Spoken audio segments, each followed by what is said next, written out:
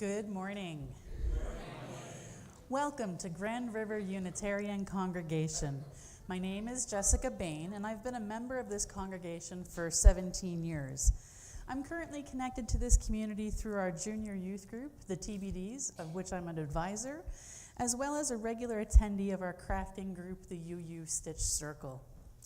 Welcome to this morning, this day, and this opportunity to be together in community, which is a time of joy, comfort, and sometimes challenges. The Unitarian Universalist congregation is a place where we come to learn more about being human. We're not here because we've figured out life's questions or because we think we've got it right. We come here to learn more about being in relationship together, how to listen, how to forgive, how to be vulnerable, and how to create trust and compassion in one another. As we gather this morning, we bring with us many experiences. We invite you to find your place here. If your interests include intellectual conversation, spending time in nature, ethical parenting, sustainable living, artistic expression, or creating social justice, we hope you will reach out and connect with those in this community with similar passions. Join us as you are. Participate as deeply as you can during our service. If you are new, we encourage you to visit us several times on Sundays or beyond to really get to experience the variety and diversity of our community and review our website, Facebook page, publications, displays, and our weekly email newsletter, The Tab. I want to just call out on the back of your order of service are some interesting upcoming events that you may want to look at. And I really want to highlight the fact that this year GRU will also be at Tri-Pride, which is happening on June 7th, and we're looking for volunteers to help us represent ourselves to the rainbow community there. And you can sign up with Judith or Kristen for that opportunity.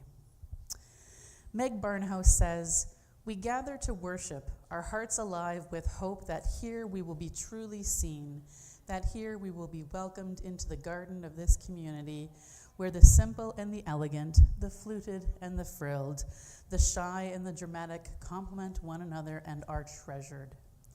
May we know that here each contributes in their way to the beauty of the whole. Come, let us worship together, all genders, sexualities, politics, clappers and non-clappers, progressive or conservative. May we root ourselves in the value of this faith, compassion and courage, transcendence, justice, and transformation." Please rise in body or in spirit to sing our opening hymn, number 1008 in the soft-cover teal hymnals, "When Our Heart is in a Holy Place." Oh, look at all the song lyrics.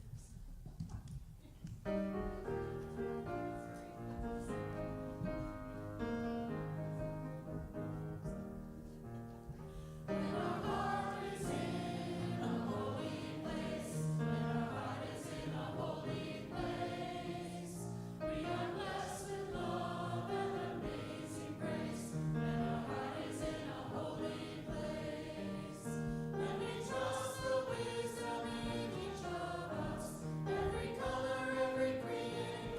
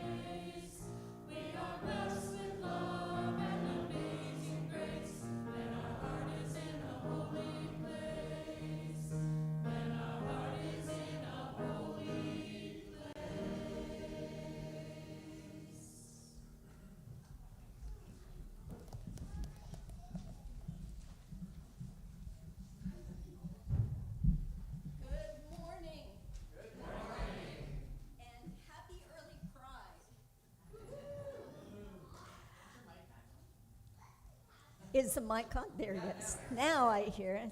Okay, so should I say that again? Happy early Pride. That's more like it. Linda Lee Franson writes, "We light this flame to ignite our hearts and minds, the spark of knowledge that enlightens, the shimmering hope that burns, the blazing love that engulfs our actions, the bonfire of our commitment.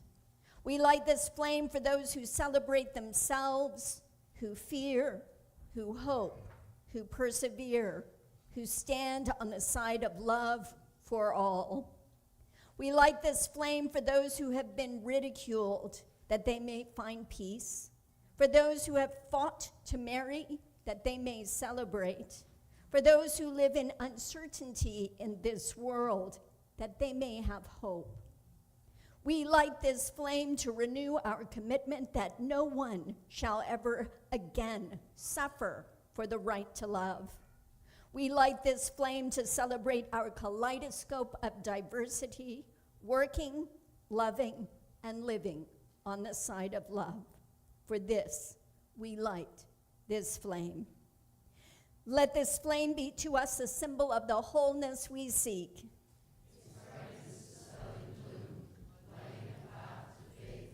Its glow reminding us of the sacred bonds which link us to all people. Its radiance calling us to seek justice, equity, and compassion for all the world. Love is the doctrine of this church. The quest for truth is its sacrament, and service is its prayer.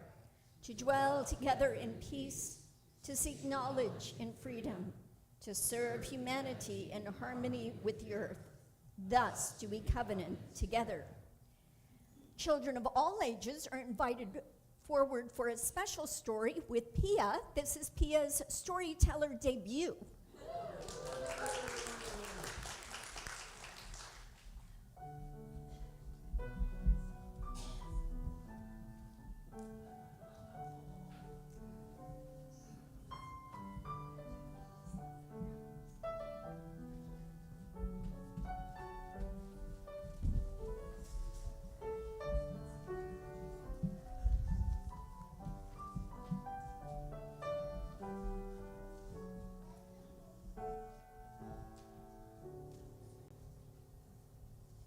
This book is called The Crocodile Who Didn't Like Water by Gemma Marino.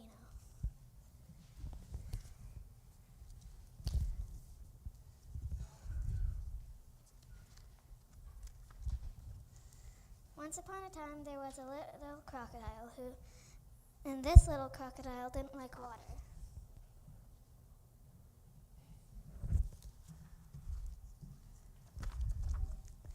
He longed to play with his brothers and sisters, but they were far too busy with swim club, and the little crocodile did not like swim club.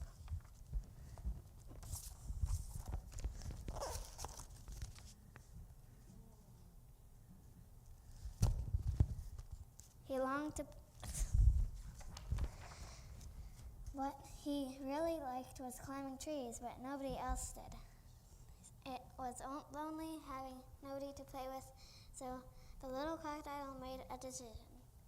He had saved up his money from the tooth fairy, and he knew exactly what to buy with it.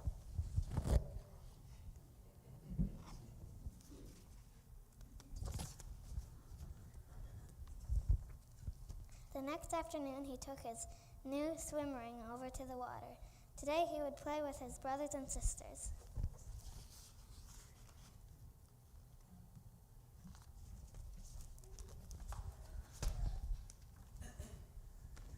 But he couldn't play ball or swim underwater. And although climbing the ladder was fun, he just didn't want to jump.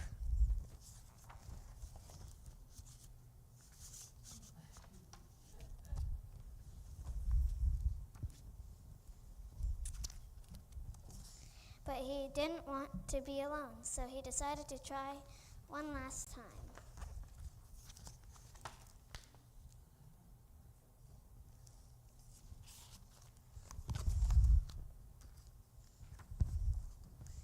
One, 2, 2.5, and 3. Splosh, plug, help!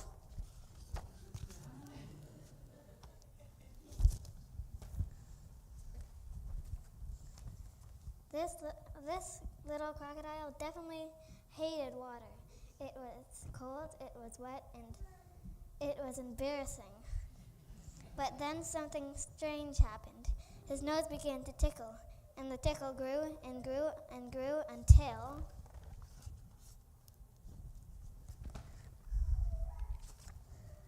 Achoo!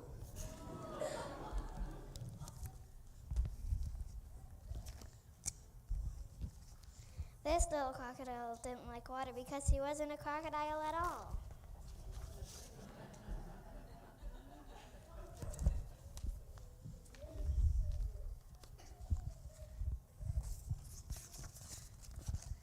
He was a dragon, and this little dragon wasn't born to swim. He was born to breathe fire.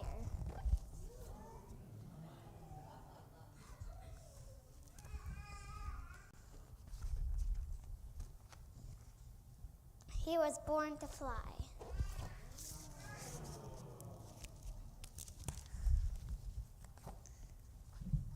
That's the end.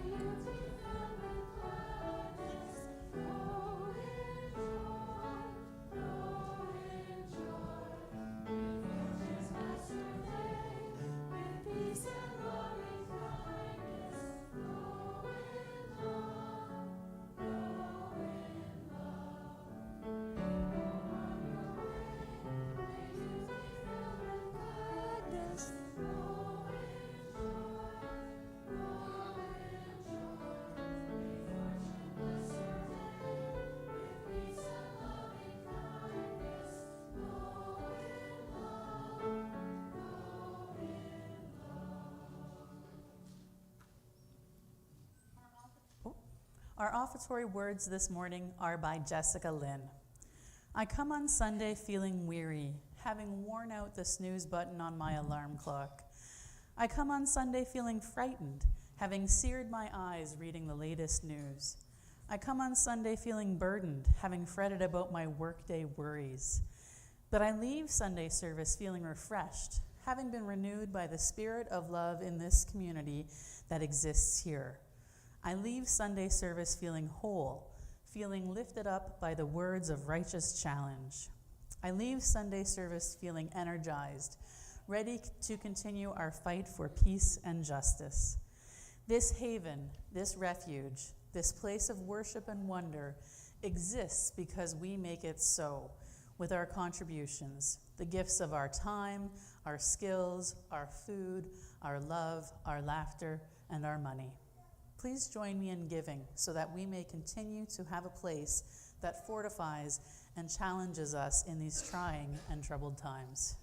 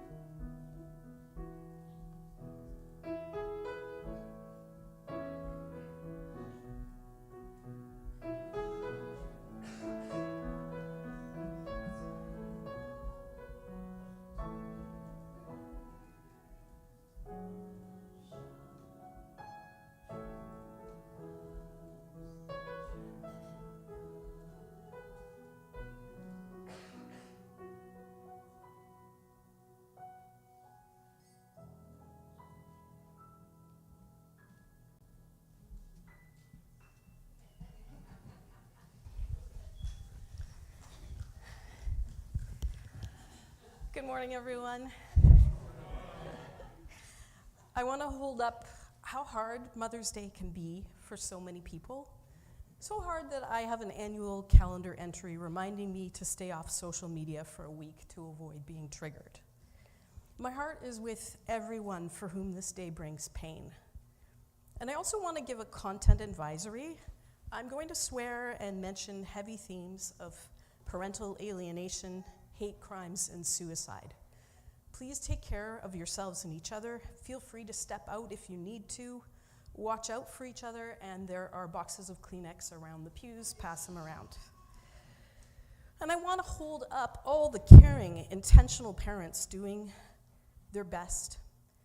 Whatever your gender, whether or not someone calls you mom, let's hold up the nurturers today. Today I celebrate being a mother to 19-year-old Clara and 17-year-old Quinn. On this Mother's Day, I offer a big thanks for many people and initiatives of GRU that have bolstered me as a parent. When my kids were little, I brought them to a weekly play group.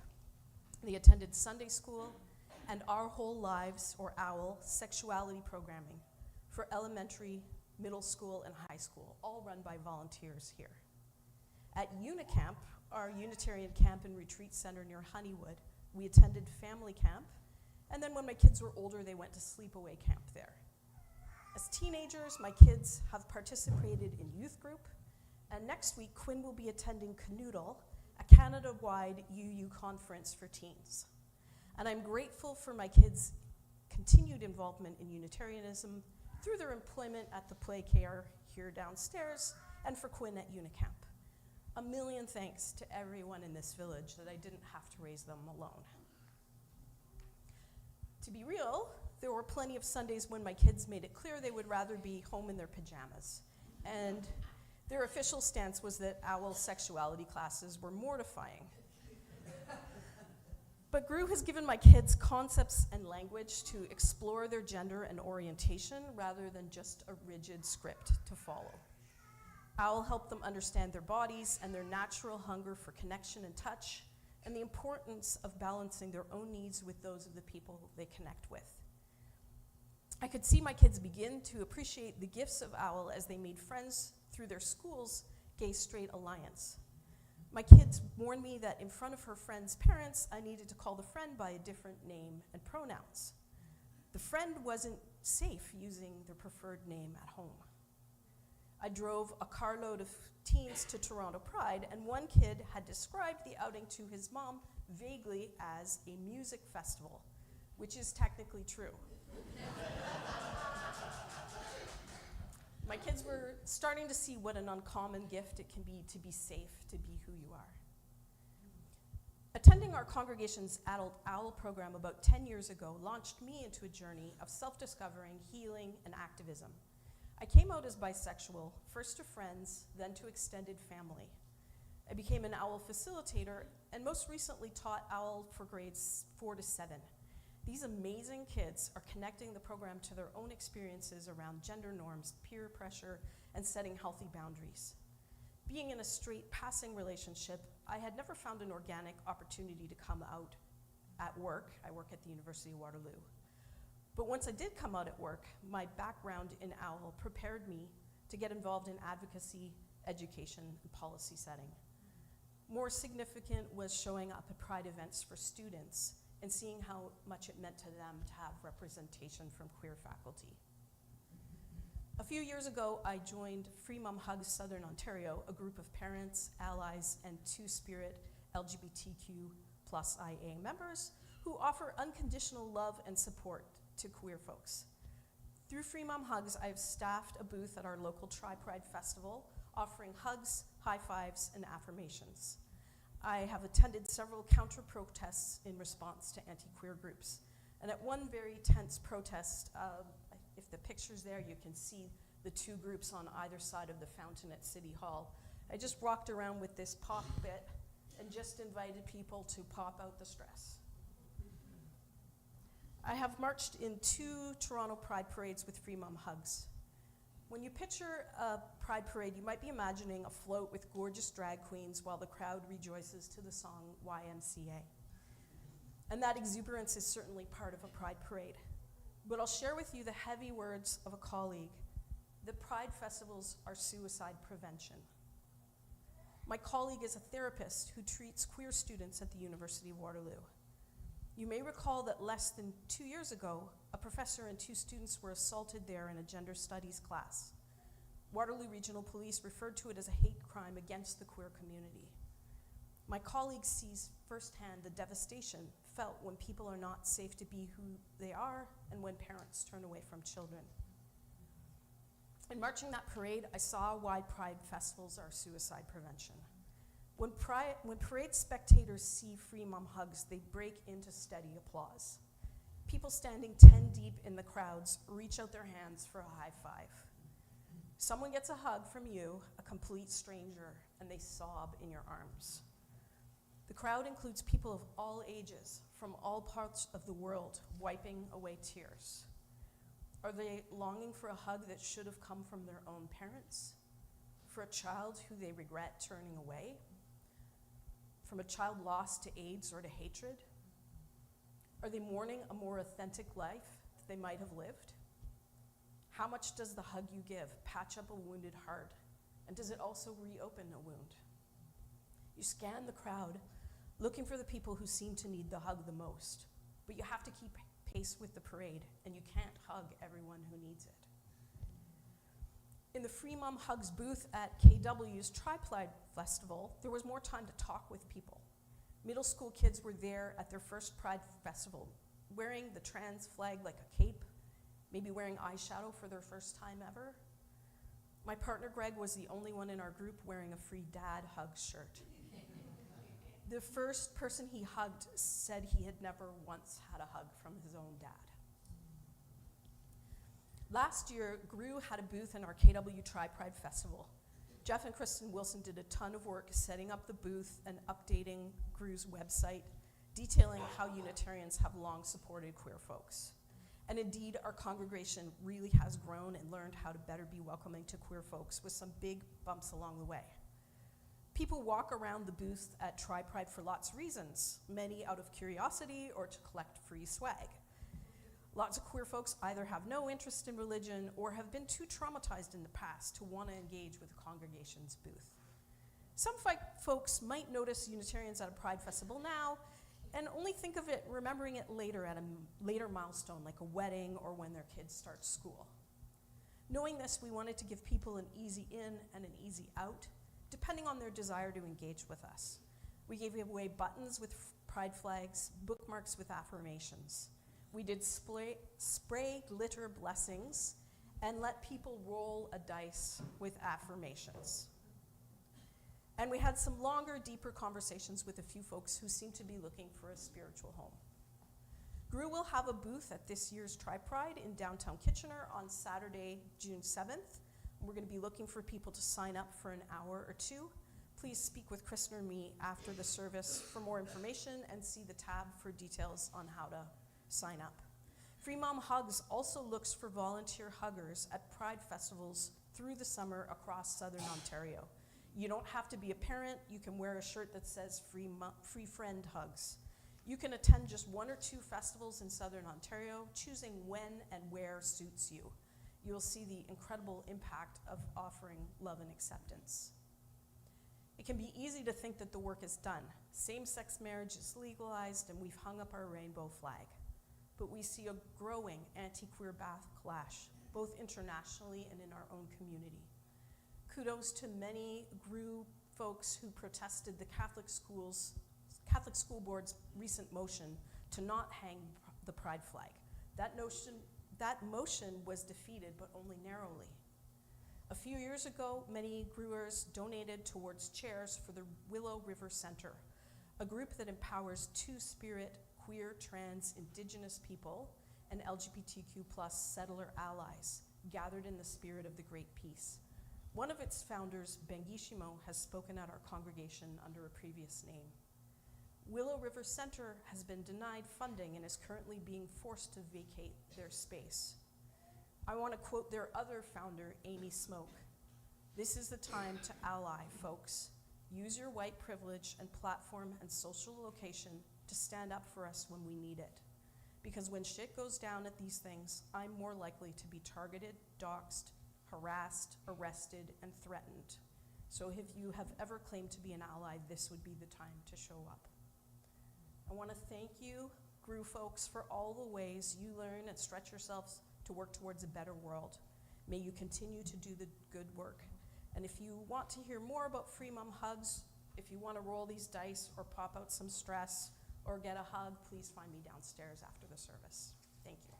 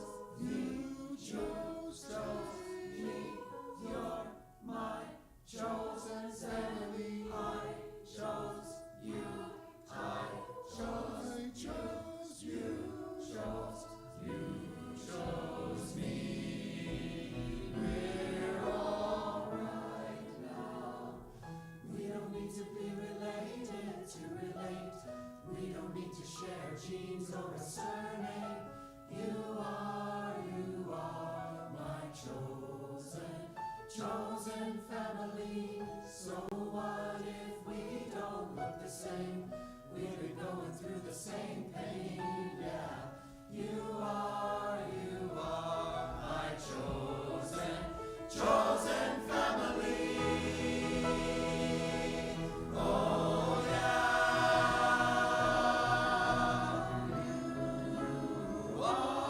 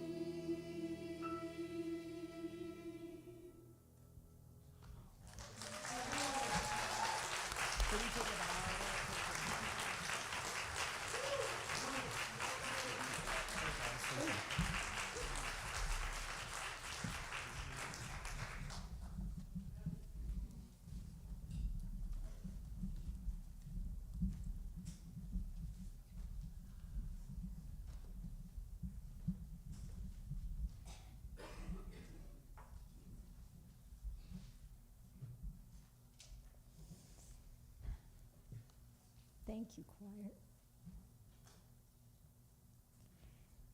Janet Mock, a transgender rights activist, says, I believe that telling our stories, first to ourselves and then to one another and the world, is a revolutionary act. You are invited to light a candle of hope in silence, or if there is a milestone of sorrow or celebration in your life you wish to share, you can come to the mic. We strive to honor a one-breath sharing to preserve the flow of this ritual. Let us know who you are and how we might support you today. We'll light the first candle, a rainbow candle, for Brenda Howard this morning.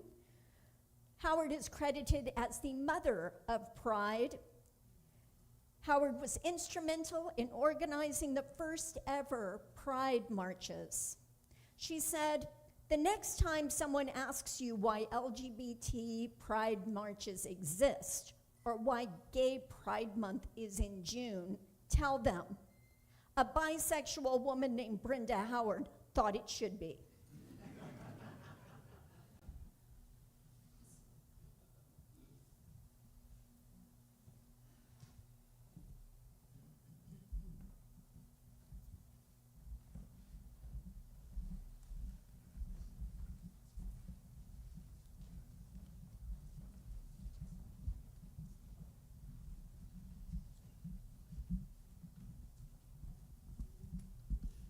My name's Bruce. I recently had one of the most emotional few days of my life. For the first time in 36 years, I was together with my 5 other siblings. We sang, one of the days we sat in a community garden and sang together for the first time in many decades. We sang for 3 hours.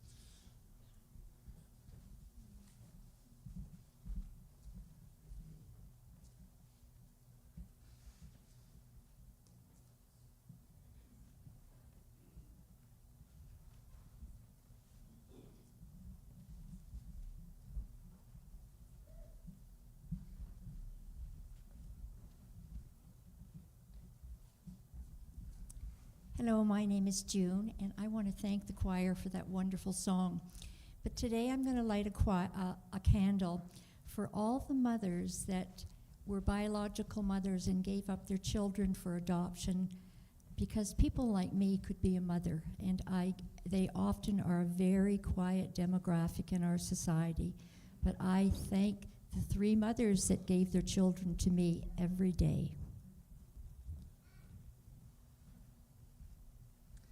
I lit a few candles, one for Rabbi, my daughter's father, who's visiting for the first time in 8 years right now, my stunning spark of a mother, and my dear love cat. I am wildly in love, and getting to parent with her and be a mom with her has been so awesome. That was a big candle of joy.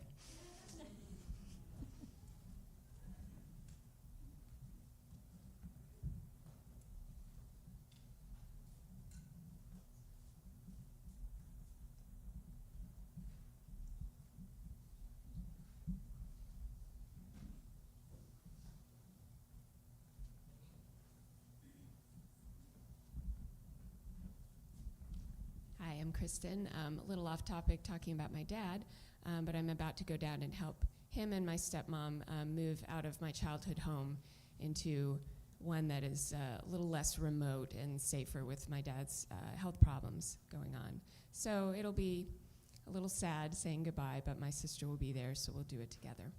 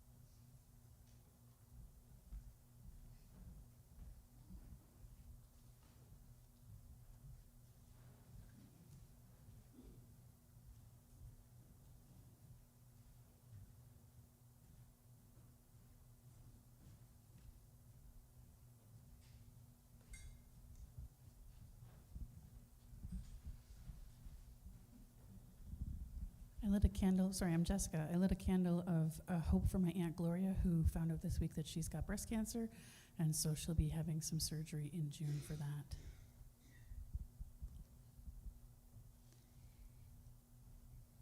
We'll light a final candle for all those joys and sorrows here unspoken, but precious in our hearts. Will you sing with me the song that's in your order of service? How could anyone? We'll sing it through twice.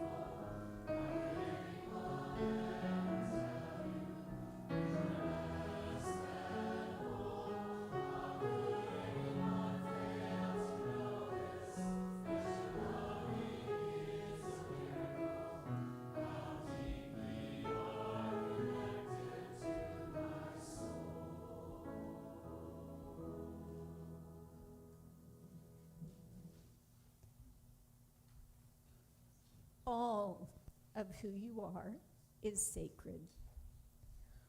All of who you are is welcome.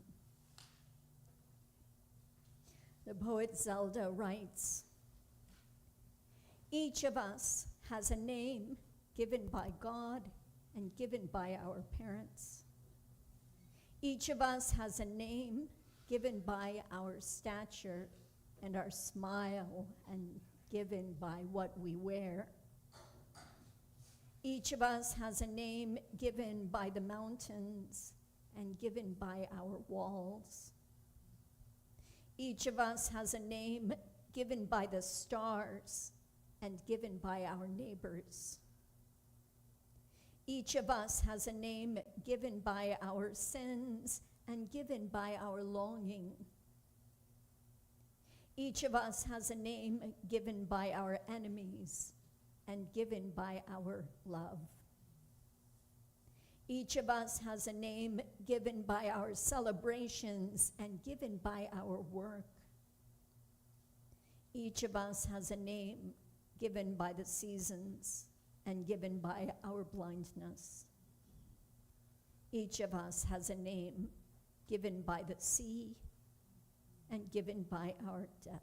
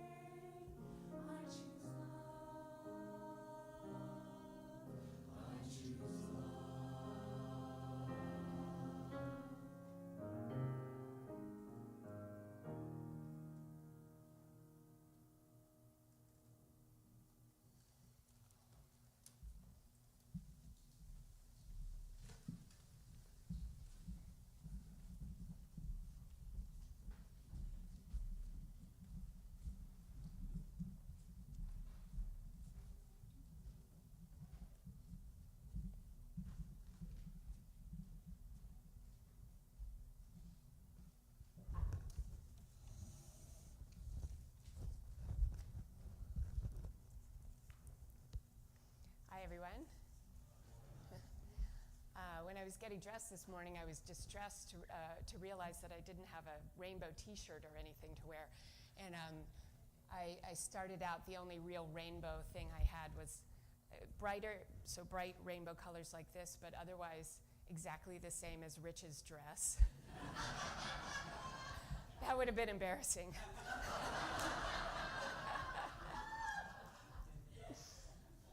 So, yeah, can't have that. So I grew up around a lot of lesbians.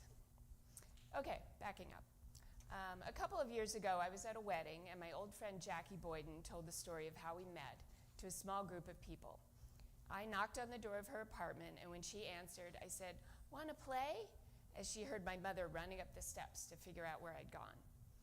No one at the reception found this story odd until we clarified something. I was 5 years old. Jackie was a law student. Through Jackie, we got to know a small contingent of lesbian law students at the local university who became fast friends with my mom and dad. When I was 7, Jackie and Tracy got married on our property just outside of town. This was 1981, so of course it wasn't legally recognized, and I knew that, but it was always discussed as a wedding. And I still remember the daffodils my mother planted to border a magical path through the woods, and which continued to bloom for years to come. Even as the students graduated and moved away from our small town, we would see them from time to time, especially Jackie and Tracy, with whom we spent Thanksgiving every year, alternating between our house and theirs. In 1996, I was living abroad after university, when my mother called one day to tell me that she had fallen in love with her friend Judy and was leaving my dad. It was both completely out of the blue and made perfect sense. My mom and Judy went to Vermont one weekend and had a civil union when that was a new option for same-sex couples.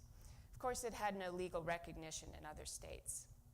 In 1999, they had a big wedding in their home church, Catholic, but that was just to share the day with friends and family.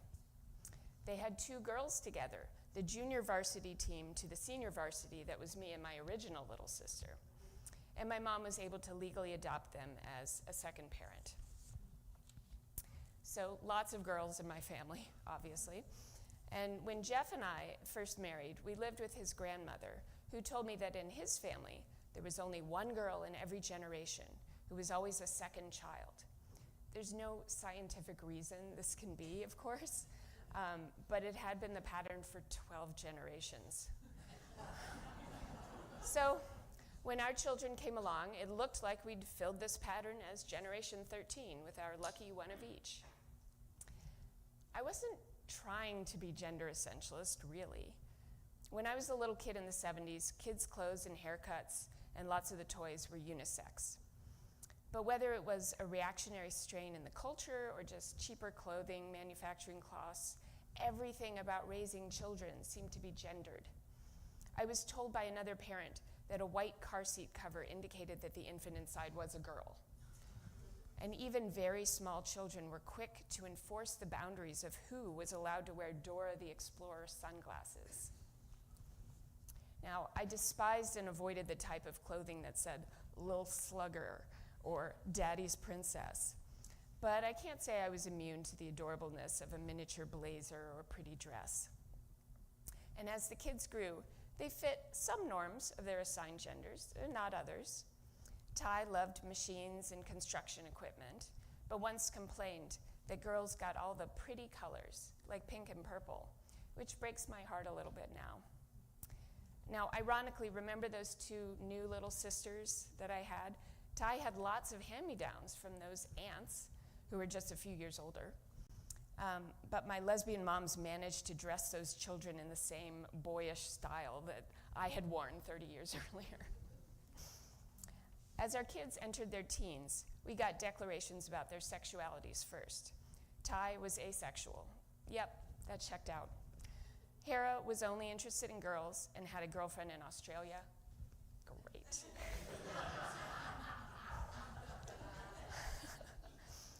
Now, Ty vaguely called themselves agender at a certain point, but didn't ask us to do anything about it. Hera was the first to ask us to use they, them pronouns. It was not easy, especially because at the time, Hera and I were on a trip to visit my parents.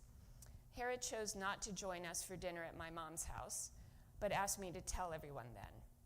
Right after we sat down, my mom and Judy got a call that they had to take in another room, and I was left with a couple of other visitors, friends of friends I'd met the day before, clearly not the time. But then Hera walked by, and one of those friends said something like, "There she is." And I tell you, if looks could kill, I would have been on the floor. And then I had to call my dad to let him know before we got there. And our first night in the house, he asked me, gravely concerned, "Is there going to be surgery?" And the answer was no, but I suppose I understand why he asked. Up until the last 10 years or so, there was a lot more emphasis on transgender people undergoing full physical transformations with surgery. And that's still what some people want, and that's fine. But along with expanded consciousness about the spectrum of gender comes the freedom for people to identify as a gender that doesn't match their sex assigned at birth without necessarily changing their body to that degree. Perhaps they change their clothes and presentation. Perhaps they ask people to call them by a different name and use different pronouns. In my kids' case, the word they each use most often is non-binary, which can mean that a person doesn't want to exist in the confines of boy or girl, woman or man, or that they want to embrace aspects of both. Neither has said a word about surgery. Ty did ask us to start using they, them pronouns about a year after Hera did. And I'll be honest, not only was it difficult at first, but Jeff and I would backslide in using the right pronouns for Hera. It was like they, both being they, made it harder for a while. But, parents with 2 he's, or in my family 4 she's, managed just fine. So we got better. We're not perfect, but the kids actually did have a lot of grace with us. Over March break of this year, I took Ty with me to my dad's in Virginia to help him and my stepmother prepare for that upcoming move I talked about. My dad hasn't been well enough to travel, and shortly after we returned, Ty began taking hormone therapy with the goal of demasculinizing their appearance. Ty's 18 and puberty is mostly in the rear view, so any changes they experience are likely to make them look distinctly trans with all the identifiability that goes with it. Considering the new laws and decrees going on the books in the states under the current administration, it may become specifically unsafe for Ty to travel there for any reason, including visiting the entirety of our extended family. That's a downside. It can be scary. Legal and personal discrimination have always made life difficult for LGBTQ people. But there have always been people who have existed beyond accepted norms, and they've always found their joy in the spaces that accept them as they are. I have to do my best to let my kids be their truest selves in their home. And I'm so grateful that our UU upbringing also also felt like a safe place to explore. Thank you, every one of you, for your part in that, even if you find the new attitudes towards gender strange. I encourage you to read more about it, to ask respectful questions, even to think about how gender norms have affected your own life. It's worth thinking about, even if you're happy with where you land. Now, remember the story about me meeting Jackie, the law student, and how she was telling it at a wedding reception? Well, it was my mom and Judy's legal wedding in 2022, 26 full years after they became a couple. It was a joyous occasion, but the reason they finally chose to do it then was because of the rumblings that the U.S. Supreme Court might reverse legalized same-sex marriage in the United States. The advances of recent years are not necessarily guaranteed, and there are new, uncomfortable ideas for us to reckon with. But I trust that we, as UUs, will continue to support each other in our individual paths, not only towards truth and meaning, but towards self-actualization, whatever that looks like, and to protect people subjected to hate and discrimination. Thank you for being that, for my family, and for our community.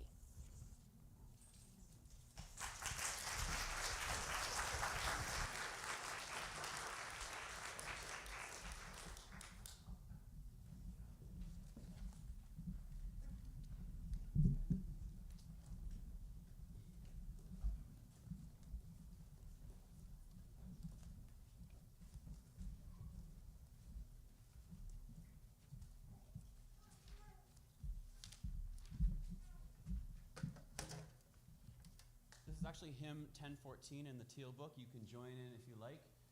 The title is Now Answering the Call of Love.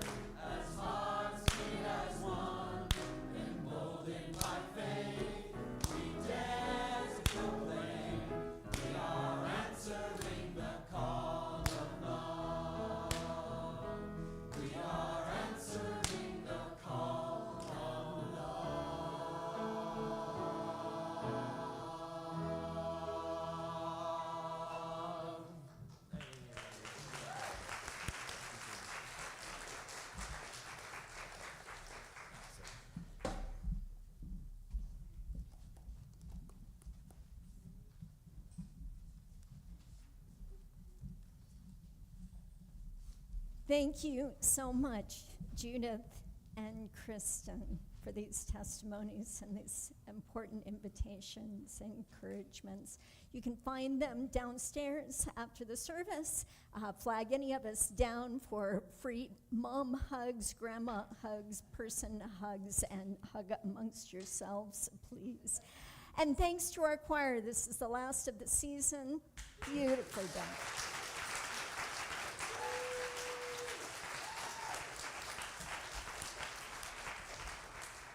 Reverend Julia Corbettsheimer says, "In the face of hate, we answer the call of love. In the face of exclusion, we answer the call of inclusion. In the face of bigotry, we answer the call of open-mindedness. In the face of despair, we answer the call of hope." Let us rise and carry the flame, friends.